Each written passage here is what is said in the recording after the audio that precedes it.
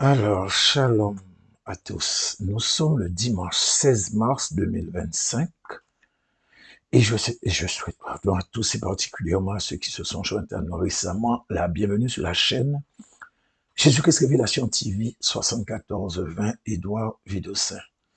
Et je vais prier. Merci Pierre pour ta parole. Accompagne tous ceux et celles qui sont réceptifs et réceptives, qui veulent comprendre et connaître un peu plus ta parole, afin qu'ils puissent bien assimiler ce qui sera dit au nom de Jésus-Christ de Nazareth. Amen. Alors, cet enseignement n'est pas nouveau. Mais en fait, c'est que je me suis réveillé vendredi dernier. C'était assez tôt, hein, aux environs de 3h15 à peu près du matin, comme d'hab d'ailleurs. Hein. En plus, c'était le jour de l'éclipse lunaire, donc c'était le 14 mars. Bon, c'est vrai que je ne m'étais pas réveillé pour ça. J'avais entendu que c'était aux alentours de 1h du matin de notre côté, mais bon, il semble que ça s'est produit vers 3h du matin.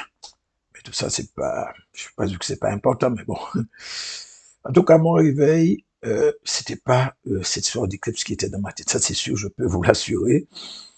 Mais en fait, comme d'ailleurs, hein, le matin, quand je me réveille, ou peu importe, je vous ai dit qu'en général, j'avais de la louange qui tournait en boucle. Et là, c'était pas de la louange que j'entendais, mais en fait, c'est comme si j'entendais littéralement Apocalypse 17, Apocalypse 17. Et en fait, je nécessite de ressentir dans mon cœur comme une sorte de... Alors, je ne sais pas si je dois appeler ça urgence ou pas, peu importe, mais bon. En tout cas, c'était très fort dans mon cœur. Et même que dans la journée, hein, pendant mes heures de travail, ben, ça revenait quand même en moi. Mais la chose la plus étrange, c'est que ben, je n'ai pas, on dit que des fois on se conditionne pour telle ou telle chose, mais bon, la veille, je n'en avais pas parlé du tout, c'était pas dans mes pensées, et de plus, c'était pas dans mes intentions de refaire l'enseignement, dans la mesure où je vous ai dit que j'ai effectivement, comme vous le voyez à l'écran, hein, ben, c'est quelque chose qui existe déjà sur ma chaîne YouTube, et en fait, ça parle du 666. Donc, comme vous allez pouvoir le voir, hein, j'ai entouré pour vous la date de sortie, c'était le 4 septembre 2022, donc ça fait quand même près de 2 ans et demi, hein, ah oui, ça fait 2 ans et demi que c'est sorti. Et donc, il s'agissait de la vidéo numéro 5. Donc, c'était un enseignement qui était fait, je crois que c'était, il y avait 7 vidéos, tant que je me souviens. Voilà. Alors, c'est vrai que quand on regarde le nombre de vues, c'est quand même assez bas, je le reconnais, mais je peux vous assurer de quelque chose. C'était très nettement au-dessus. Et je pouvais même multiplier par rapport à ce que vous voyez en ce moment. Mais YouTube s'amuse à me supprimer mes vues par milliers, à part désabonner aussi mes abonnés. Et j'en passe, ça je vous l'ai déjà dit plus d'une fois. Donc ça ne peut prouver pour ma part qu'une chose, hein, c'est quand même ma chaîne, à défaut d'avoir une certaine, je veux dire entre parenthèses, notoriété publique, semble attirer l'attention de cette plateforme. Et certainement, ça doit préoccuper YouTube au point d'agir de la sorte avec une chaîne qui a aussi peu d'abonnés. Mais moi, je vais le prendre du bon côté, comme le dit la parole. Tout concourt bien de ceux qui aiment Dieu. Et je pourrais même dire, c'est tant mieux ainsi. Voilà. Alors, en tout cas, pour revenir sur ce que je disais, concernant cette décision de refaire encore une nouvelle vidéo, ben, je pouvais rien faire d'autre sinon écouter ce que je ressentais au plus profond de moi. Mais quand j'ai bien réfléchi, j'ai vu que ce ne serait pas, ça n'allait pas être en tout cas une si mauvaise idée. Qu'entre-temps, je pense avoir, je vais pas dire j'ai pris du galon, oui peut-être oui, mais en fait, je pourrais mieux expliquer ce chapitre du livre de l'Apocalypse qui est quand même assez obscur, et plus particulièrement des versets 8 à 11. C'est vrai que c'est un vrai sac de nœuds. Et c'est vrai qu'il y a de quoi aussi décourager plus d'un, je le reconnais. Mais aujourd'hui, je vais vous expliquer de nouveau ce chapitre, car il est essentiel de bien comprendre ce qui est dit pour maîtriser, si je puis m'exprimer ainsi, ce qui vient et qui est déjà sur nous. Alors, c'est vrai qu'en ce moment, je l'ai déjà dit, vous le savez, je ne vais rien vous apprendre, hein, toutes les attentions sont tournées vers le Vatican, et plus particulièrement vers l'évêque de Rome, dont l'état de santé préoccupe, ça suscite beaucoup d'interrogations. Et en fait, bon, ce n'est pas pour certains temps sa mort, je veux dire, qui va inquiéter. C'est vrai qu'on parle de sa mort, il y a des gens qui sont préoccupés, etc., etc. Mais il y a autre chose derrière ça. C'est bon, il a 88 ans, on va dire entre guillemets, c'est bon, presque normal. Mais en fait, c'est plutôt par rapport aux spéculations qui vont bon train et qui va jusqu'à faire déborder l'imaginaire, pardon, l'imaginaire d'un certain collectif sous l'après-pape. Et je sais que vous savez de quoi je parle parce on en parle beaucoup, beaucoup, beaucoup. Parce que c'est vrai que si certains sont endormis, d'autres sont bel et bien éveillés. Et ils savent, en tout cas, ils ont compris qu'il y a quelque chose qui se rapproche. Et ce qui se rapproche n'est pas bon du tout. Ils savent que selon la prophétie d'un certain personnage qui a vécu il y a quand même un certain temps, il s'appelait Malachie. C'était un évêque ou un moine irlandais, je ne sais pas trop. Il est né en 1904, il est mort en 1948 à Clairvaux, et qui nous a gratifié d'une certaine prophétie qu'on appelle justement de son nom la prophétie. Bon, enfin non, c'est pas de son nom la prophétie des papes, mais enfin en tout cas on sait que c'est lui. Alors c'est vrai que ce truc-là, ça, c'est un petit peu bon, tout le monde n'est pas d'accord sur tout et tout, mais bon, elle est quand même composée, constituée de 111, bon, des fois on dit 111, des fois 112 devises latines, hein, ils appellent ça. Et donc ça a été apparemment publié pour la première fois en 1795. Et ça a un rapport avec les papes qui devaient venir à partir du moment où il avait reçu sa vision, hein, donc lui Malachie. Et à ce moment-là, c'était Célestin II qui était pape, donc entre 1143 et 1144. Et en fait, ça concernait ceux qui devaient, donc c'est au niveau des papes, hein, et ceci jusqu'à la fin du monde. Enfin bon, je dis jusqu'à la fin du monde. Bon, c'est pas, bon, on va dire oui et non, mais en tout cas, c'est jusqu'au pape que nous avons là en ce moment. Et selon ce qu'il a dit, apparemment, après ce pape, celui qui allait venir, alors on parle de pape noir, on parle de faux prophète, et mais c'est vrai qu'il y en a ceux qui mélangent un petit peu tout aussi, hein. Ils vont même jusqu'à inclure l'antéchrist, vous comprenez là où on est. Ben, en tout cas, c'est fort tout ça, et comme on dit si bien, même dans un mensonge, il y a toujours une part de vérité. Et là, il ne s'agit pas de mensonge, il s'agit bien de faits réels et qui nous concernent au plus haut point. Eh bien, on ne va pas, c'est sûr, on ne va pas s'ennuyer, hein. On a un programme qui est tout sauf un beau programme. Tout ça semble être plutôt sombre, et je peux vous dire que ça l'est. Oui, croyez-moi, c'est même sombre à l'extrême. Et dans tout ça, je vous avais dit, dans cette même vidéo numéro 5 en question, qu'étrangement, moi, je croyais dans cette prophétie. Parce qu'aussi étrange que cela puisse paraître, et pour moi, ça ne peut pas être une coïncidence ou un hasard, le livre de l'Apocalypse révèle la même chose. Certes, le livre de l'Apocalypse ne parle pas des 111 papes, hein, ça c'est clair. Mais je veux dire, par rapport à la finition de ce qui a été prévu, prédit dans cette prophétie, par ce moine irlandais, François, pour lui, est le dernier pape, et pour moi, l'Apocalypse 17 nous dit que François est le dernier pape.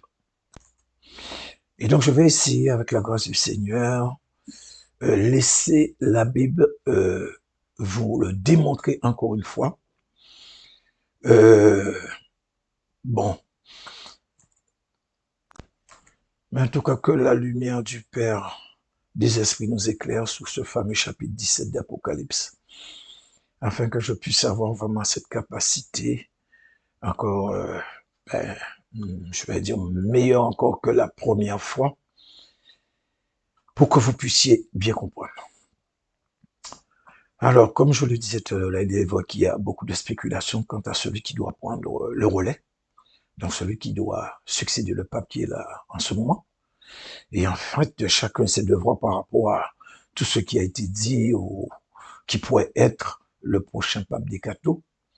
Et comme je l'ai dit, moi, je redis encore, euh, bon, peu importe celui qu'on pourrait nommer à sa place, même si celui que je vous ai nommé n'est pas à l'ordre du jour, soit Jean-Paul II, Moi, je vous dis la vérité, c'est lui qui est le vrai, véritable successeur de Jean-Paul, de François. C'est vrai que ça peut paraître ridicule pour certains, pour d'autres, ils peuvent voir en moi de la paranoïa, de la débilité, ou même, bon, peut-être dire que je mérite d'être interné, je m'en moque éperdument. Et vous savez pourquoi? Parce que la Bible dit que les voies du Seigneur sont insondables ou impénétrables, ça dépend de la traduction. Et aussi tout ce qui n'est pas conviction est péché. Et justement, si je disais que ce n'est pas Jean-Paul II, ou que j'avais même un soupçon, je vais dire de non-conviction, alors je serais en train de pécher. Car je vous dis, je reste ferme, je reste campé sur ma position. Je l'avais démontré dans la vidéo numéro 5 que je mis à l'écran. Il y avait un certain nombre d'occurrences qu'on ne pouvait qualifier ou catégorifier comme étant le fruit du hasard. Donc, et comme je viens de vous le dire, vous le verrez s'accomplir. Alors, en ce moment, j'essaie de voir si le Saint-Esprit me donne suffisamment de compréhension, je ne sais pas de clairvoyance, enfin tout ce que vous voulez pour essayer de trouver la date à laquelle il serait le plus susceptible de faire son apparition, ou comme on dit, hein, qui serait le plus susceptible de faire son comeback, ou son retour. Mais bon, je veux dire, quoi, pour l'instant, c'est pas gagné, hein, je flotte là, littéralement. Ok, alors avant même de rentrer dans le chapitre 17, si je ne vous explique pas, et surtout, si je ne vous démontre pas, si je ne vous prouve pas qu'il s'agit bien d'une liste de papes qui doit régner juste avant le retour de Christ, donc dans le chapitre 17 de l'Apocalypse, un total de 8 papes, je pense que vous ne pourrez pas faire le rapprochement. Donc il est important pour moi, il est essentiel de comprendre l'histoire du Vatican et plus particulièrement de la papauté sur les 100 dernières années. Donc on va dire sur le siècle qui vient de passer, jusqu'à nos jours bien sûr. Car effectivement c'est dans cette période que tout s'est joué. C'est pendant cette période que l'accomplissement d'Apocalypse 17 a pu véritablement prendre place.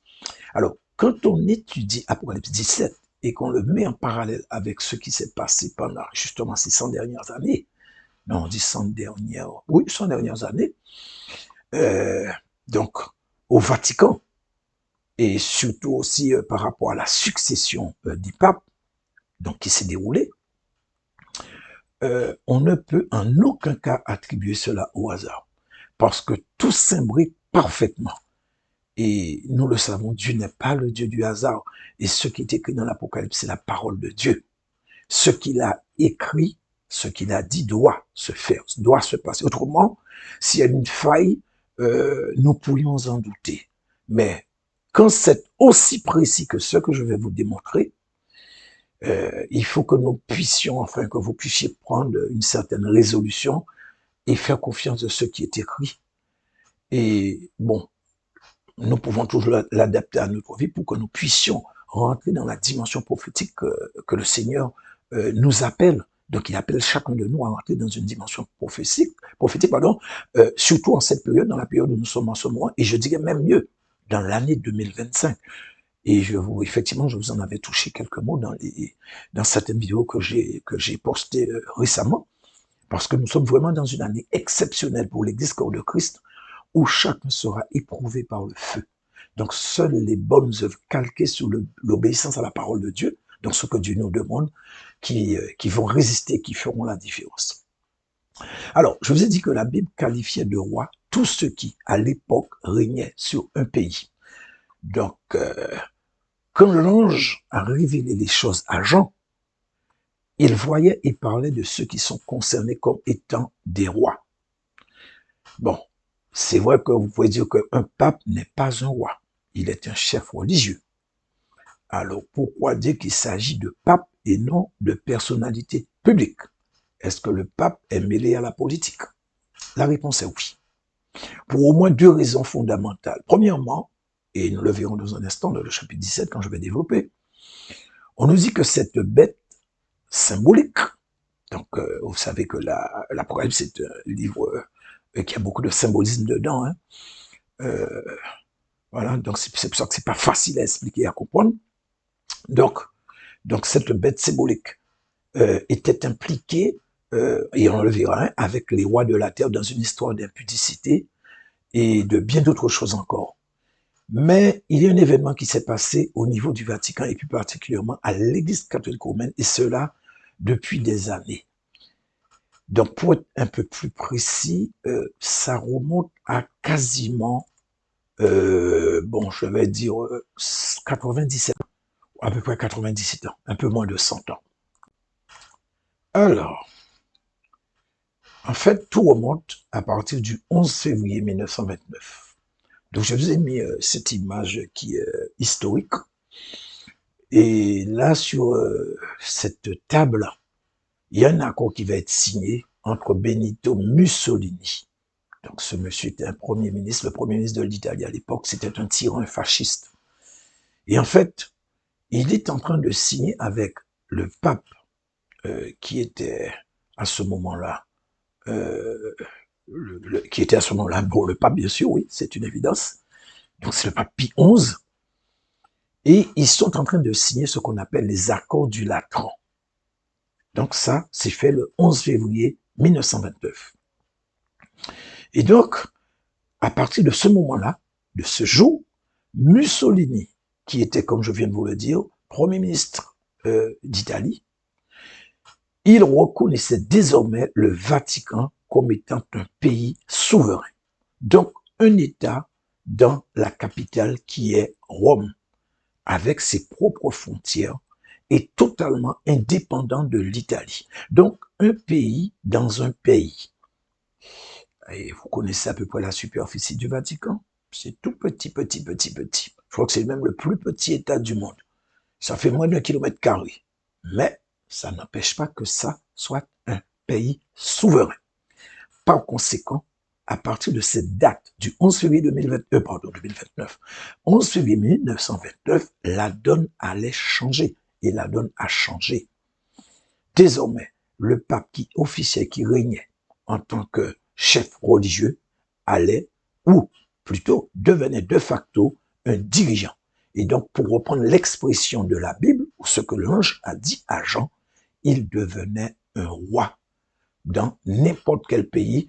Bon, c'est vrai que, comme je vous ai dit, dès que vous étiez dirigeant, à l'époque, on parlait de roi. Donc, il n'y avait pas cette sorte de président république. Ça n'existait pas.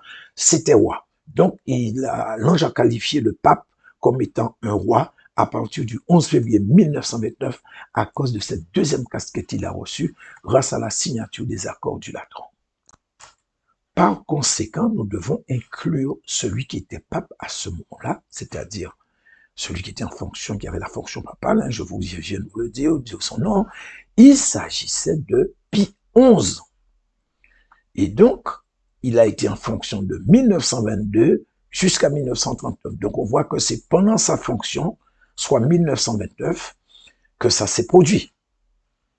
Et par conséquent, donc l'année que nous devons retenir pour ce qui engage le chapitre 17 de Apocalypse, c'est l'année 1929. C'est l'année clé. C'est à partir de ce moment-là que tous les papes allaient avoir les deux casquettes. Donc, la première casquette était en tant que chef, comme je vous l'ai dit, que vous le savez d'ailleurs, hein, en tant que chef religieux, parce que le pape est le chef de l'Église catholique romaine, mais l'autre pape l'autre casquette que la papauté allait recevoir, ce que je viens de vous dire à cause des accords de Latran, la casquette aussi de chef de l'État ou de roi, pour ne pas me répéter. Alors, ok, je vais vous faire une sorte de résumé sur certains versets du chapitre 17 pour ceux qui veulent mieux comprendre. Bon, alors, pour ceux qui veulent mieux comprendre, il faudrait, et comme je vous ai écouté la vidéo, bon, c'est pas la vidéo 5 seulement de ce que je vous ai montré, mais il faudrait écouter l'ensemble de la vidéo sur le 666 si vous voulez bien comprendre. Donc, je vais plus ou moins, bon, je vais pas dire sauter, mais je vais aller vite sur certains versets. Par contre, on va faire escale sur les versets 8 à 11 parce que c'est la partie la plus difficile. Et c'est sur cette partie que je vais véritablement m'attarder pour bien expliquer les choses. Et donc, après le chapitre 17, c'est 1 à 2. Alors, on nous dit, Puis un des 7 anges qui tenait les 7 coupes vint et il m'adressa la parole en disant, viens, je te montrerai le jugement de la grande prostituée qui est assise sur les grandes eaux. Verset 2, c'est avec elle que les rois de la terre se sont livrés à l'impudicité, et c'est du vin de son impudicité que les habitants de la terre se sont enivrés. Parole du Seigneur. Alors ici, on nous parle d'un jugement qui doit s'abattre sur une prostituée. Nous savons tous que la Bible parle de prostituée, c'est métaphorique, à plus de 99%, c'est métaphorique. Elle parle de manière, bon, 99%, j'étais un peu haut, on va dire plus de 95%. Donc, elle parle de manière spirituelle. Et donc, ce qui veut dire qu'on ne doit pas le prendre dans le sens littéral ou au sens premier. Voilà. Et ensuite, on nous dit que les rois de la terre, donc il faut entendre par là, comme je vous ai dit tout à l'heure, hein, tous ceux qui dirigent un pays, hein, donc qu'ils soient président, roi, premier ministre, prince, peu importe, tout ce que vous voulez, dès lors que c'est le dirigeant d'un pays, pour la Bible, il est un roi. Et on nous dit qu'ils, donc ces dirigeants en question, se sont livrés à l'impudicité avec la prostituée. Donc, nous pouvons comprendre assez clairement qu'il s'agit d'un mélange de religion, de politique, de business, et j'en passe. Et ensuite, on nous dit que les habitants de la terre se sont au niveau du sang, du vin de son impudicité. Alors, le vin dans la Bible symbolise, entre autres, le sang. Et là, nous pouvons comprendre, et d'ailleurs, le verset 6 va confirmer ce que je vais vous dire, par rapport au fait qu'on nous dit que les habitants de la terre se sont au niveau du vin de son impudicité. On nous parle de sang qui a coulé. Et c'est le fait que cette prostituée n'est pas restée dans sa vocation première pour ce qu'elle dit être. Donc, le domaine spirituel, religieux. Mais apparemment, elle a fait des compromis. Et à cause de ça, le sang a tellement coulé qu'on nous dit que les habitants de la terre se sont enivrés. Donc, le sang des chrétiens a déjà coulé beaucoup à cause du Vatican. Et justement, je vais inclure le verset 6 avec les deux premiers, donc avec les versets 1 et 2. Alors, on nous dit, et je vis cette femme ivre du sang des saints et du sang des témoins de Jésus. Et en la voyant, je fus saisi d'un grand étonnement. Elle était, la prostituée, elle était ivre du sang de qui? On nous dit des saints et du sang des témoins de Jésus. Ce que je viens de vous dire et à l'instant, et que quand on parle de quelqu'un qui est ivre de sang, ben en fait c'est une personne qui a fait couler beaucoup de sang. Par exemple, tels que les tueurs en série ou des sanguinaires qui ont régné sur cette terre. Hein. Mussolini était l'un d'eux. Je peux vous donner encore quelques autres noms. Hitler était un. Pol Pot était un. Bokassa, Staline, Mao et bien d'autres encore. Mais visiblement, il n'y avait pas que eux. Le Vatican aussi a participé à ça. Et à l'époque de ce qu'on appelle l'Inquisition. Et le Vatican va encore faire pire qu'à l'époque de l'Inquisition. Je vous le dis, c'est la vérité. Alors, il est vrai que je vous ai dit sans embâche qui était cette prostituée. La seule chose, on doit voir simplement ce qui permet d'être aussi affirmatif, aussi catégorique, ce qui permet de l'identifier formellement afin que nos amis cathos ne pensent pas que j'ai une dent contre le catholicisme. Pas du tout. C'est pas mon but. C'est pas ce que je suis venu faire. Et aussi, ce n'est pas moi qui ai écrit le chapitre 17 du livre de l'Apocalypse. Et en même temps, je ne peux pas jouer à l'hypocrisie en tournant rond. Je dis ce que je comprends et vous avez votre Bible, donc il suffit de comparer ce que je dis avec ce qui est écrit. Et justement, ce sont les versets suivants qui vont commencer à nous éclairer sur la véritable identité. Et donc, c'est au verset, ou plutôt les versets 3 et 5. Alors, on nous dit, verset 3, il me transporte en esprit dans un désert et je vis une femme assise sur une bête écarlate pleine de noms de blasphème, ayant cette tête édicante. Cette femme était vêtue de pourpre et d'écarlate et parée d'or, de pierres précieuses et de perles. Elle tenait dans sa main une coupe d'or remplie d'abominations et des impuretés de sa prostitution. Verset 5. Sur son front était écrit un nom, un mystère, Babylone la grande, la mère des impudiques et des abominations. Parole du Seigneur. Alors, on nous donne un descriptif, ou plutôt un début de descriptif sur la prostituée. Elle a des noms de blasphème. En d'autres termes, on nous dit que cette prostituée, que cette prostituée est en train de blasphémer parce qu'elle s'est attribuée des noms qui permettent de l'identifier clairement, mais en même temps, c'est quelque chose qu'elle n'aurait pas dû faire, parce qu'à cause de ça, elle est tombée dans le blasphème pour s'être attribué ce type de nom qui, en réalité, qualifie la bête symbolisant la papauté. Et nous avons, entre autres, comme nom de blasphème, sa sainteté, le Saint-Père, etc. Et vous savez à qui est attribué ce genre de nom. Peut-être certains diront que oui, mais c'est pas un nom, sa sainteté, le Saint-Père. Mais si vous lisez votre Bible, il y a quelque part où vous voyez que Dieu dit « Je m'appelle Jaloux ». Vous voyez, c'est un nom qui va qualifier quelqu'un. Donc là, c'est la même chose. Ensuite, on nous dit que cette prostituée est vêtue de pourpre et d'écarlate, de l'or, des pierres précieuses, etc. Une coupe à la main. Et nous savons qu'il n'y a qu'au niveau de la papauté qu'on a toutes ces choses qu'on nous décrit dans ces versets. On nous dit que sur son front, un nom, Babylone. Donc vous voyez, ici, on parle de nom, qui est en réalité un qualificatif ou descriptif de ce que fait cette bête qui représente le pape. Et donc, bon, moi, je ne vais pas m'attarder, comme je vous dis, j'en ai parlé dans les vidéos en question, donc je ne vais pas vraiment revenir dessus. Et on va continuer, et je vais passer directement au verset 6. Non, on a déjà vu le verset 6, on va continuer, on va aller au verset 7 et 8. Alors, nous disons verset 7 et 8, et l'ange me dit, pourquoi t'étonnes-tu? Je te dirai le mystère de la femme et de la bête qui la porte, qui a les 7 têtes et les 10 cornes. Verset 8, la bête que tu as vue était, et elle n'est plus. Elle doit monter de l'abîme et aller à la perdition. Et les habitants de la terre, ceux dont le nom n'a pas été écrit dès la fondation du monde dans le livre de vie, s'étonneront en voyant la bête parce qu'elle était et qu'elle n'est plus et qu'elle reparaîtra. Parole du Seigneur.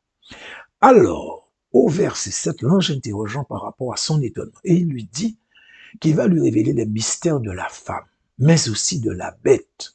Donc, vous allez voir que ça ne va que confirmer ce que je vais dire. Nous avons deux choses à identifier, ou plutôt à confirmer, et en fait, c'est le verset 8 qui est l'un des versets clés pour commencer à identifier la bête en question. Et c'est terrible, ça demande de mettre tout ce que vous avez de logique de côté.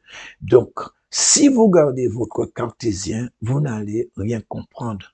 Donc, quand je parle de cartésien, je parle de votre logique, de votre raisonnement humain. Vous n'allez rien comprendre si vous gardez ça. Et bien sûr, vous allez rejeter. Alors, qu'est-ce que je vais vous demander? D'être simple. Et vous voyez que c'est d'une logique sans pareil. La bête que tu as vue était et elle n'est plus. Elle doit monter de l'abîme et aller à la perdition. Et les habitants de la terre, ceux dont le nom n'a pas été écrit dès la fondation du monde dans le livre de vie, s'étonneront en voyant la bête parce qu'elle était et qu'elle n'est plus et qu'elle reparaîtra. Alors, frères et sœurs, quand on lit ça déjà, on peut comprendre et dire ceux dont le nom n'a pas été écrit dès la fondation du livre de la vie s'étonneront en voyant la bête. Donc ça veut dire que c'est seulement une catégorie de personnes bien précise qui ne sera pas, qui sera surprise quand cette bête va reparaître. Il dit la bête que tu as vue. Donc qu'est-ce que nous allons faire nous pour bien comprendre ou bien pour entrer je vais dire un peu plus dans le bain, nous allons remplacer ce mot par pape. Et en fait, comme on ne sait pas de quel pape il est question, il est fait mention là, on va dire le pape X. Et donc, on va dire, parce que en fait, oui, donc on va dire le pape X que tu as vu n'est plus. Pourquoi? Parce qu'il est déjà décédé. Et selon Apocalypse, ce pape doit monter de l'abîme. Donc, s'il doit monter de l'abîme, c'est forcément qu'il est décédé. Le mot grec utilisé qui a servi à traduire le mot abîme, ici, c'est abyssos. A-B-U-2-S-O-S. Et il veut dire sans fond, infini, l'abîme, la fosse. Donc voilà la définition du mot abîme. Donc soit les profondeurs de la terre. Et vous pouvez comprendre clairement qu'on ne parle pas du corps de la personne, parce qu'on ne met pas un corps de quelqu'un qui est mort dans les profondeurs de la terre. C'est juste un trou d'environ 2 mètres de profondeur, pas plus. Donc, nous pouvons voir clairement qu'il s'agit bien d'une personne qui est décédée, un pape qui est mort. Et donc, ce pape qu'on appelle le pape X, comme je le dis, il va étonner beaucoup quand il va réapparaître. Ok, on continue. Verset 9. C'est ici l'intelligence qui a de la sagesse. Les 7 têtes sont 7 montagnes sous lesquelles la femme est assise. Alors, l'ange va interpeller Jean lui disant qu'il faut avoir de la sagesse et de l'intelligence pour comprendre la suite. Pourquoi? Parce que c'est très compliqué. Et c'est vrai en plus. Il dit, les 7 têtes sont 7 montagnes sur lesquelles la femme est assise. Or, nous avons vu que la femme qui est une prostituée est symbolique et que Dieu ne cessait de tenter de réprimander Israël en l'appelant prostituée. Parce qu'il leur disait, vous prostituez sur les collines, sur les montagnes, sous les arbres, etc. Si vous allez dans l'Ancien Testament, vous allez voir où c'est écrit.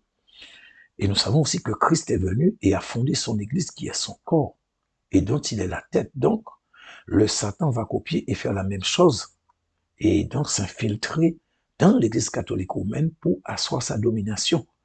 Puisque, vous devez comprendre, le système catholique repose sur le système du Sanhédrin, ou Sanhédrin, je ne sais pas trop comment on le dit. Alors, vous savez, à l'époque, dans l'Ancien Testament, il y avait ce qu'on appelait le Sanhédrin. Et c'était la plus haute juridiction religieuse d'Israël. Il était composé du grand prêtre, donc celui qui devait entrer une fois par an dans le lieu très saint. Hein. Donc, il devait apporter son péché, le péché du peuple. Et ça se faisait à la date de ce qu'on appelle le Yom Kippour. Et en fait, ça, comprenez par là, c'est le jour du grand pardon. Donc, nous avions ce grand prêtre. Ensuite, nous avons des prêtres. Nous avons aussi, il y avait des pharisiens, les scribes, etc. Et tout ça pour arriver jusqu'au bas peuple, pour ce qu'on appelait le bas peuple ou le peuple tout court. Donc, c'était effectivement un système pyramidal. Et c'est le grand prêtre qui était en haut. Mais depuis Christ, ça n'existe plus. Il y a l'église, corps de Christ, et Christ, il est le chef de son église. Or, le pape, lui, il est le chef de l'église catholique romaine. Et nous pouvons comprendre que l'église corps de Christ n'est pas une siamoise, ça je vous l'ai déjà dit plusieurs fois. Donc, en aucun cas, elle ne peut avoir deux chefs. Christ et le pape, c'est tout simplement pas possible, c'est impensable. Et pour moi, c'est un non-sens. Par conséquent, pour moi, c'est très clair. Christ ne peut pas être le chef de l'église catholique romaine. Parce que c'est le pape qui est le chef de l'église catholique romaine. Vous le savez, vous allez sur Internet, peu importe, même dans le dictionnaire, les encyclopédies, c'est ce qu'on va vous dire. Et d'autre part, on pourrait bien se poser la question, pourquoi l'église corps de Christ serait à Rome et pas en Israël, même si les Juifs l'ont rejeté? Être sous la domination de la nation qui l'a crucifié, ben pour moi, ça n'a aucun sens. Pour moi, il y a un problème, ça coince là. Bon, même de toute manière, ça, je vous l'avais déjà expliqué comme je vous disais dans la vidéo 166. Et comme je vais vous le redire, tous ceux qui veulent aller un petit peu plus en profondeur, il faudrait retourner sur les vidéos en question. Et donc, par conséquent, nous savons tous, pour expliquer le verset 9, la seule institution religieuse au monde qui se trouve être bâtie sur 7 collines ou 7 montagnes, ça, c'est c'est clair, c'est le Vatican. Aucune autre institution ne correspond à tout ce qu'on a déjà dit jusqu'à maintenant, à part le Vatican. Alors, nous allons continuer avec les versets 10 et 11. On nous dit, verset 10, ce sont aussi 7 rois, 5 sont tombés, un existe, l'autre n'est pas encore venu. Quand il sera venu, il doit rester peu de temps. Verset 11. Et la bête qui était et qui n'est plus est elle-même, est elle-même un 8e roi, et elle est du nombre des 7, et elle va à la perdition. Parole du Seigneur. Alors là, nous sommes arrivés dans le sac de nœuds. C'est la partie la plus complexe du chapitre 17, mais c'est aussi la clé pour tout comprendre. Une fois que vous avez compris cette partie, le reste n'aura plus de secret pour vous. Mais je vais tâcher de vous expliquer ça le plus simplement que possible Mais bon, il faut savoir quand même que même en l'expliquant le plus simplement que possible, même le plus simplement que je pourrais, ça pourrait toujours rester obscur pour certains. Donc, ce que je vais vous demander de faire, c'est de réécouter en boucle la partie en question jusqu'à ce que vous ayez retenu. Ça vous permettra de méditer, de comprendre, ou si ça peut vous permettre de comprendre directement après avoir écouté une, deux, trois, quatre, peu importe le nombre de fois. Mais comme je vous ai dit, il est essentiel de comprendre cette partie. Donc, nous avons une liste de 8 papes en tenant compte, en tenant compte des 2 versets. Dans son premier temps, le verset 10 nous parle de 7 rois ou papes. Par contre, le verset 11 nous parle de 8 rois ou papes, puisqu'il va inclure le tout premier roi pape que nous avons vu dans le verset 8. Et où je vous parlais qu'il doit remonter de la Bible tout ça qu'on avait appelé le pape X. Donc, il est inclus dans le dans le verset 11 et qui va nous ramener à 8 rois ou 8 papes. Alors, on nous dit ici que les 7 têtes représentent aussi 7 rois. Et sur ces 7 rois, 5 sont tombés. Alors, comprenez par là que les 5 qui sont tombés, ce sont des rois ou des papes qui sont décédés. Donc, ils sont déjà morts. C'est clair. Alors, vous allez peut-être vous demander comment je peux être aussi sûr de moi. En fait, c'est la suite qui nous donne la réponse. On nous dit, un existe. Donc, si 5 sont tombés et un existe, cela veut dire tout simplement que celui qui est vivant, par conséquent, donc ça veut dire tout simplement que celui qui existe, est vivant. Par conséquent, ceux qui sont tombés sont forcément morts. Et déjà, sur le principe, un pape remplace un pape quand il est décédé. Bon, c'est vrai qu'on a eu des cas où il y a eu un renoncement, comme dans le cas de Benoît XVI. Mais là, dans ce cas, on nous parle de papes qui sont déjà décédés. Et donc, moi, je vais vous rappeler le nom de ces 5 papes qui sont tombés. D'ailleurs, vous avez à l'image ces 5 papes. Nous avons Pie XI. Rappelez-vous, c'est celui que ça avait été signé. On a Pie XII, on a Jean XXIII, on a Paul VI et on a aussi Jean-Paul Ier. Donc, voilà les 5 rois ou papes qui sont tombés ou qui sont morts. Ok, maintenant nous allons voir celui qui existe justement, on va le voir, et savoir ou connaître ou comprendre qui était celui qui existait ou qui existe au moment, donc le moment précis où l'ange va s'adresser à Jean. Et c'est donc aussi là où que les choses ont commencé à se corser mais dur. Alors, logiquement, ou tout naturellement, on vient de voir qu'il y avait 5 papes qui étaient tombés. Et normalement, celui qui existe, ça aurait dû être le 6e roi ou pape. Donc, sur la liste des 8 que je vous ai montré il y a un instant. Donc là, vous avez, je vous ai montré 5. Maintenant, je montre, vous avez celui qui existe. Donc, comme j'ai dit, notre logique nous dit que c'est le 6e pape qui, normalement, devait être celui qui existe au moment où l'ange s'adresse à Jean. Sauf que c'est beaucoup plus compliqué que ça, puisque notre logique ne va pas sur la logique de l'ange. Nous aurions dit qu'il s'agit du pape numéro 6, qui est en fait Jean-Paul II, parce que c'est ce que nous avions sur la liste des 8 papes que je vous ai montré il y a un moment. Mais sauf que l'ange dit non, ce n'est pas celui-là, le numéro 6 que moi je vois. Et donc, soit celui qui venait après le 5e, parmi les 5 qui sont tombés. Donc les 5 sont tombés, donc le 6e qui devait venir, l'ange lui dit non, non, non, moi je ne le vois pas ainsi. Et que ce n'est pas lui pour moi qui est le 6e, mais c'est Jean-Paul Ier. Voilà ce que l'ange a fait. Voilà ce que nous pouvons comprendre par rapport à ce que l'ange dit. Donc notre logique humaine nous dit que c'est Jean-Paul 5. Bon, notre logique humaine. Non, c'est la liste. Selon la liste, les 5 premiers allaient jusqu'à Jean-Paul Ier. Notre logique à nous dit le 6e, c'est Jean-Paul II. Donc c'est celui qui existe. Et l'ange me dit non, non, non, c'est pas celui-là que je classe après le 5e qui est tombé, donc qui était Jean-Paul Ier. Moi, je classe un autre à sa place. Et donc, l'ange donc il va nous désavouer et il va choisir le 7e pape roi qui, en fait, en réalité, est Benoît XVI.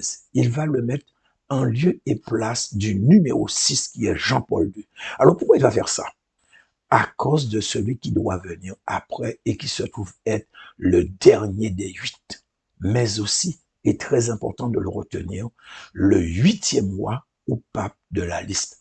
Parce que c'est lui, en fait, qui va clôturer la liste de ces 8 papes selon l'ordre naturel de leur arrivée et de leur départ. Et quand nous lisons la suite, nous nous rendons compte que l'ange, il a raison. On nous dit qu'après le roi ou pape qui existe, au moment où l'ange révèle les choses à Jean, il y a un dernier qui doit venir pour peu de temps. Mais après, c'est fini. Il n'y en a plus d'autres. Pourquoi? Parce que, comme je vous ai dit il y a un instant, ce sera le 8e et dernier roi ou pape. Et donc, nous verrons dans un instant que celui qui doit venir après lui n'est pas le 8e, mais est un 8e. Donc, je parle de celui qui doit venir après celui dont l'ange a parlé, qui est le 8e. Alors là, quand je parle du 8e, alors je ne sais pas, peut-être que je me suis un petit peu emmêlé les pinceaux, je vais reprendre ça un petit peu pour vous. Hein. Donc, ce que je veux vous dire, c'est que celui qui existe, il y a un autre qui doit venir après lui. Et selon l'ange, c'est celui-là qui est le dernier. Donc, c'est celui qui dit que un autre doit venir après, pour peu de temps. Et c'est le 8e, pas ange, le 8e pape ou roi. Mais il n'est pas un 8e, il est le 8e. Et c'est très important de le retenir. Je vais vous expliquer après pourquoi. Et en fait, il nous reste celui qui devait justement venir après celui qui existait. Donc, et c'est tout naturellement que nous allons parler de lui, puisqu'il est le dernier. Et il s'agit de François. Donc c'est celui qui devait venir pour peu de temps, selon l'ange, et qui effectivement se trouvait être aussi le dernier de la liste des 8. Alors, sauf qu'il y a un problème et il est énorme. Nous avons suivi à la lettre ce qui a été dit, mais nous n'avons pas pu placer le roi ou pape X, qui est en fait Jean-Paul II et que nous avons vu dans la liste des 8 papes. Donc celui que je vous ai dit au début, pas au début, il y a un moment, quand on a le verset 8, qui parlait de un qui est dans la Bible, qui doit remonter tout ça, et je vous dis que c'était le pape X, qu'on allait l'appeler. Et dans la liste, on peut voir justement qu'on a un problème, parce que celui qui était à la 6e place, c'est en réalité Jean-Paul II, mais que finalement, il a été déclassé par l'ange. Et donc, enfin, c'est pas qu'il a été déclassé, pardon. L'ange a mis le 7e à la place du 6e, ou du moins il a fait venir le 7e à la place du 6e. Et en fait, il a... je vais reprendre ce truc-là, c'est tellement compliqué. Hein. Alors, ce que je voulais dire, c'est que, alors, Jean-Paul II, il était à la 6e place. Et j'ai dit que l'ange a choisi de mettre, parce que notre logique nous disait que le 6e, c'était Jean-Paul II. Mais l'ange va dire, celui qui existe au moment où il parlait, il était là, il a fait passer Benoît XVI comme étant celui qui existait. Et par conséquent, on va dire que c'est comme s'il disait qu'il était à la 6e place, mais sans qu'il soit à la 6e place. Alors, pour bien comprendre ce sac de nœuds, je vais faire simple. On va revenir carrément sur les 8 papes. Donc, je vais vous remettre à l'écran l'image ou la liste de ces 8 papes en question. Et donc, nous avons dans l'ordre, donc nous avons en premier lieu Pie XI. Donc, surtout, rappelez-vous que je vous ai dit que c'est sous son pontificat que la papauté a reçu sa 2e casquette, celle de chef d'État ou de roi. Donc, pour que nous puissions rester conformes à ce que l'ange a dit à Jean. En deuxième, nous avons Pie XII. Ensuite, nous avons Jean 23 en troisième position. Nous avons Paul VI en quatrième position. Nous avons Jean-Paul Ier en cinquième position. Nous avons Jean-Paul II en sixième position. Nous avons Benoît XVI en septième position. Et nous avons François en huitième position. Donc, ça nous fait bien un total de 8 rois ou papes. Alors, nous allons essayer de reprendre. On nous dit, ce sont 5 rois ou papes. Un existe et un dernier n'est pas encore venu, soit un total de 7 rois. Mais le verset 8 nous parle d'un 8e roi ou pape que nous avons identifié comme étant le pape Jean-Paul II. Et nous avons dit que Jean-Paul II ne fait pas partie des 5 qui sont tombés ou décédés, bien que nous sachions qu'il est tombé déjà. Puisque le verset 8 nous avait dit qu'il devait remonter de l'abîme. Mais on nous dit qu'il fait partie des 7. Or, parmi les 7 en question, il y a déjà les 5 premiers qui sont tombés. Il y a celui qui existe au moment où l'ange parle à Jean. Mais sauf que là, nous nous retrouvons bloqués parce que nous ne pouvons en aucun cas inclure celui qui doit venir parmi les 7. Il n'en fait pas partie. L'ange ne l'a pas inclus du tout puisqu'il n'est pas encore venu. Pour moi, c'est une logique. Donc, l'équation est simple. Jean-Paul II, qui ne fait pas partie des 5, mais qui fait partie des 7, à ce moment-là, va faire partie des 2 derniers de la liste des 7. Puisque, comme je viens de vous dire, hein, s'il ne fait pas partie des 5, puisqu'on nous dit qu'il fait partie des 7, nous avons la liste des 5 qui sont tombés. Il n'est pas celui qui est et il ne peut pas être non plus compté parmi, pardon, pas parmi, mais il ne peut pas être compté pour celui qui doit venir. Donc, par conséquent, il ne peut être compté que parmi les 2 sur les 7. Et comme il ne peut pas être compté pour celui qui est, donc il est forcément le 6e, celui qui est juste avant celui qui est. Par conséquent, notre logique à nous, je vais dire entre guillemets, elle était bonne, parce que c'est bien Jean-Paul II, mais pour bien comprendre les choses, l'ange nous a désavoué et il a placé Benoît XVI en tant que 6e pape. Et si nous ne le comprenons pas comme ça, nous ne pourrons pas comprendre la suite. Alors, souvenez-vous qu'à un certain moment, je vous ai parlé de celui qui devait venir comme étant le 8e roi ou pape. Et aussi qu'on nous dit que celui qui doit remonter est un 8e roi ou pape. Donc, il faut, frères et sœurs, que vous puissiez faire la différence. C'est très important de faire la différence. C'est même capital que vous fassiez ou plutôt que vous teniez compte de cette subtilité de langage. Donc, entre le 8e et un 8e. Un 8e est compris dans les 8, sans être le 8e. Donc, quand l'ange parle de un 8e, il est en train de dire qu'il est compris dans les 8, mais il n'est pas le 8e. Et le 8e est compris dans les 8, mais le 8e est bien le 8e et aussi le dernier. Frères et sœurs, c'est très important de le comprendre. Et donc, le fait que celui qui doit remonter doit revenir, eh bien, ça ne fait pas de lui le 8e. C'est simplement, il a été le 6e, il restera toujours le 6e, quoi qu'il va venir après le 8e, mais c'est simplement qu'il fait partie des 8. C'est tout. Donc, il est un 8e roi au pape. Donc, par conséquent, selon Apocalypse chapitre 17, qui est lié avec Apocalypse chapitre 13, puisque la deuxième bête dans Apocalypse 13 est l'antéchrist et non le faux prophète comme beaucoup le croient. Donc, moi, c'est comme ça que je l'ai compris.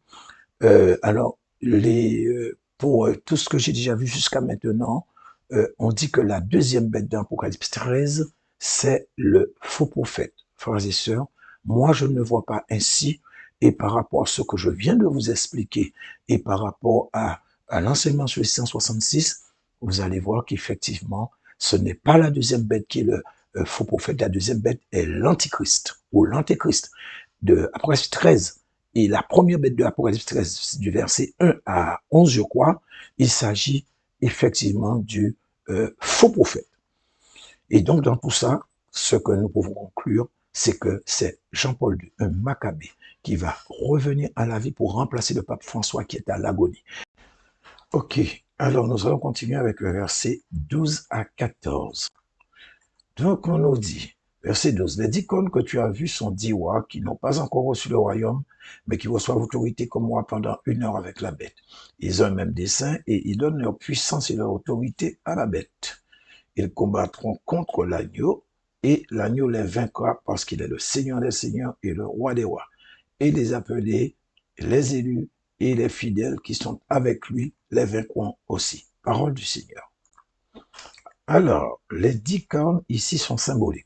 Ce sont des rois qui vont faire partie de ce dernier royaume qui sera dirigé par cette bête en question, donc soit Jean-Paul II, et ils vont régner avec lui sur un court espace de temps, parce que là, on nous parle de 1 heure.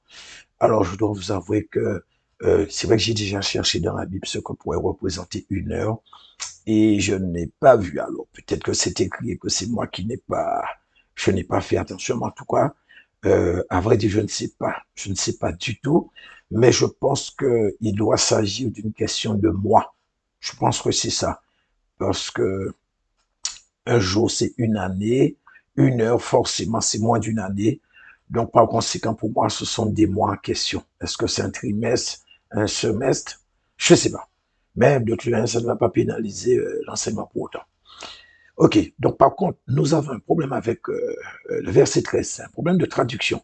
On nous dit que les 10 rois donnent leur puissance et autorité à la bête. Alors, ce qu'il faut savoir, que c'est le mot grec qui a été utilisé là pour traduire, pour la traduction de puissance, c'est le grec dynamis. Donc, D-U-N-A-I, pardon, D-U-N-A-M-I-S, pardon. Et ce mot veut dire force, pouvoir, talent. Mais ça ne veut pas dire puissance. Par conséquent, c'est le pouvoir qu'ils ont et l'autorité qu'ils ont, donc ces 10 rois en question, qu'ils vont transmettre, qu'ils vont donner à Jean-Paul II. Car n'oubliez pas que j'avais dit dans l'enseignement en question, donc l'enseignement que j'ai fait il y a 2 ans et demi, sur ça, le 666, que le corps de Jean-Paul II sera sous l'autorité d'un esprit très puissant et qui est en fait un esprit de grenouille, comme cela nous est indiqué dans Apocalypse chapitre 16, verset 13, qui nous dit « Et je vis sortir de la bouche du dragon et de la bouche de la bête et de la bouche du faux prophète 3 esprits impurs semblables à des grenouilles. » Donc ce sont des esprits qui ressemblent à des grenouilles et ce sont des esprits qui sont très, très, très puissants. Donc c'est un de ces esprits qui va prendre le contrôle du corps de Jean-Paul II. Et donc, par conséquent, il n'aura pas besoin de puissance, donc Jean-Paul II n'en aura pas besoin du tout, mais il aura plus besoin de pouvoir et d'autorité.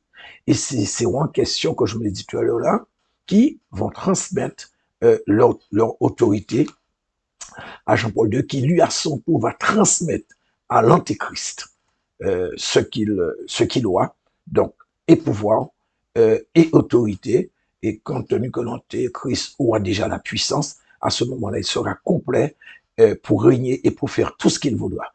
Parce qu'il ne peut prendre d'autorité sur l'humanité si l'homme ne le lui donne pas. De lui-même, il ne peut pas le faire, Dieu le lui interdit. Donc Satan, il a ses limites, Dieu lui donne des limites qu'il doit respecter. Alors par conséquent, ce sera aussi la même chose ici. Il faudra qu'il reçoive l'autorité de Jean-Paul II. Alors bon, au cas où certains se poseront des questions, que peut-être diront que j'ai dit que c'est un esprit de grenouille qui va avoir le contrôle sur le corps de Jean-Paul II. Et par conséquent, il n'est pas humain, il ne peut pas donner son autorité à l'Antéchrist. Alors ce qu'il faut savoir, je l'avais dit aussi dans l'enseignement, certes, il aura pouvoir sur le corps, contrôle sur le corps, mais l'âme de Jean-Paul II doit remonter de l'abîme, comme nous dit, on l'a vu d'ailleurs dans les versets, je sais plus, verset 8, ouais, dans le verset 8, son âme doit remonter de l'abîme, qui va rentrer dans son corps, mais le corps sera sous l'autorité, la puissance de cet esprit de grenouille. Et nous allons continuer avec le verset 15 à 17, les versets 15 à 17, on nous dit, et il me dit, les eaux que tu as vues, sur lesquelles la prostituée est assise, ce sont des peuples, des foules, des nations et des langues.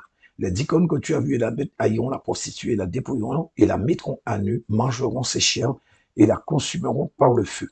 Car Dieu a mis dans leur cœur d'exécuter son dessein, d'exécuter un même dessein et de donner leur royauté à la bête jusqu'à ce que les paroles de Dieu soient accomplies. Et la femme que tu as vue, c'est la grande ville qui a la royauté sur les rois de la terre. Parole du Seigneur. Alors, on nous dit que les eaux représentent, donc au verset 15, donc les eaux représentent des peuples, des foules, des nations et des langues. Donc on peut voir la masse sur laquelle va régner dans un premier temps la bête ou le pape et ensuite l'antéchrist. Alors c'est sur toute la terre, car on nous dit dans les versets précédents qu'il va y avoir transfert de pouvoir. Donc je viens d'en parler. Ensuite, nous voyons que Dieu va mettre de la confusion parmi eux, au point qu'ils vont se retourner les uns contre les autres pour exécuter la volonté, les desseins du Seigneur. Et enfin, le verset 18. Alors, ce verset-là, il est très important car il va confirmer que c'est bien du Vatican qu'il s'agit.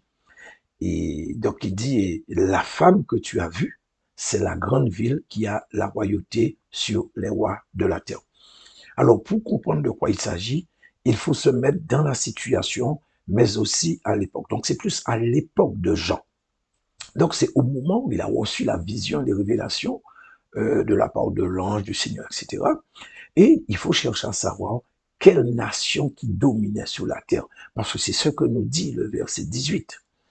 Et en fait, cette nation en question, eh bien, il n'a fait que accomplir ce que Daniel avait dit concernant justement, et nous avons vu ça, je ne sais plus dans quel enseignement, je crois que c'est l'enseignement sur,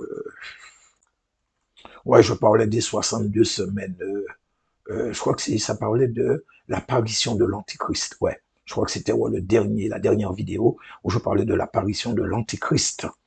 Et donc, effectivement, eh bien, ce qu'ils vont faire, pardon, cette nation en question, c'est la Rome antique qui, à ce moment-là, avait accompli cette prophétie de Daniel sur les 62 semaines en retranchant ou en tuant le Seigneur. Donc, Ponce Pilate, il était à ce moment-là gouverneur de la Rome impériale. Et en fait, on nous adressait un message pour les temps de la fin, parce que c'est cette même Rome qui va revenir au pouvoir, sauf que là maintenant, il faut le voir du côté spirituel. Parce que à l'époque du Seigneur, c'est bien Rome qui l'a exécuté, mais en fait, le Vatican n'existait pas à ce moment-là. Donc c'est pour ça qu'il parlait de la ville qui a pouvoir sur, la grande ville qui a pouvoir sur les nations de la terre, sur les royaumes. Enfin, plutôt, bon, il dit qui ont pouvoir sur la royauté des rois de la terre. Donc, à cette époque-là, comme c'était l'Empire romain qui était la puissance dominante, donc, effectivement, Rome dominait sur tous les rois de la terre. Et effectivement, c'est bien de Rome qu'on nous parlait. Et comme je viens de vous dire, cette fois-ci, ce sera la Rome spirituelle qui est en fait le Vatican. Et le Vatican, pardon, est dirigé par le pape. Et bien sûr, c'est le pape 666, soit Jean-Paul II, qui sera aux commandes, qui sera à la manette. Et donc, c'est lui, en fait, qui va faire tout ce qu'il y a à faire avec, bien sûr, l'Antéchrist. Ce sera le bras droit ou l'adjoint de l'Antéchrist. C'est lui qui va aussi ouvrir le chemin pour lui. Donc, par conséquent, pour moi, il doit revenir à la vie avant que l'Antéchrist paraisse. Or, je vous ai dit que l'Antéchrist devait paraître le 20 décembre 2025. Et je maintiens ce que j'ai dit, je maintiens cette date, car la Bible dit, comme je vous l'ai dit, vous le savez, tout ce qui n'est pas conviction est péché. Et moi, je suis plus que convaincu que le 20 décembre 2025, l'Antéchrist va apparaître. Par conséquent, pour moi, entre maintenant, nous sommes en mars 2025, jusqu'au 20 décembre 2025, nous devons nous attendre à n'importe quel moment que Jean-Paul II va refaire son apparition. Donc voilà, frères et sœurs, ce que je voulais partager avec vous. Bien sûr, bon, ceux qui veulent liker, ceux qui veulent partager, et ceux qui veulent s'abonner, abonnez-vous. Alors j'espère que ça a été quand même assez clair, c'était pas trop brouillon et que vous avez pu comprendre ce que j'ai voulu dire. Donc soyez bénis, à bientôt pour une prochaine vidéo.